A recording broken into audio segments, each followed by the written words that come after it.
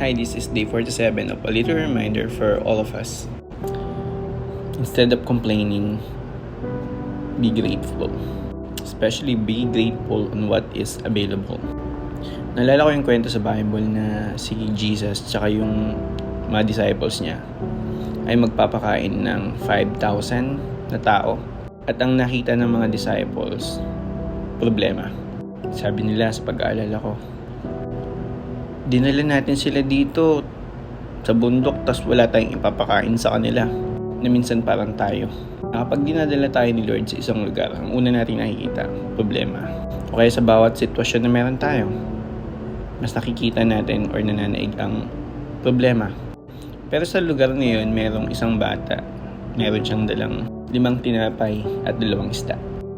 Siguro kung ako'y nakakuha ng 5 tinapay tsaka 2 isda, tapos merong 5,000 tao, magrereklamo din ako.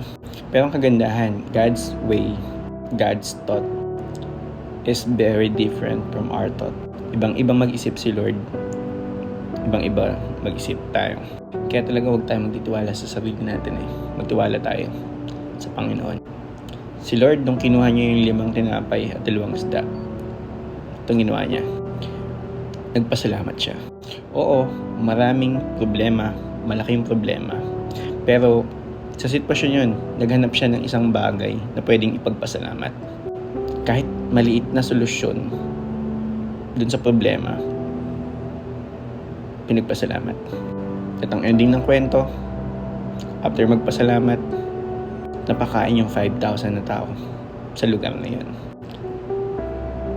A miracle happened.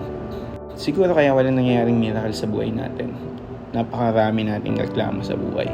Na instead na magpasalamat tayo sa binibigay ni Lord sa atin, mas nauuna yung reklamo. Kaya yun, mas papracticein ko na lang maging thankful. Kasi yung thinking ni Lord, mas the best kaysa yung sa thinking ko. Yung logic niya, iba sa logic ko.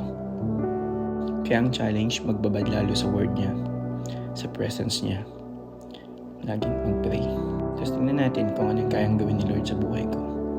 The moment na naging thankful ako, especially everyday. Pwedeng magreklamo, oo, pero mas piliin na rin maging thankful, maging grateful. Ikaw, saan ka grateful ngayon sa Panginoon? See you tomorrow.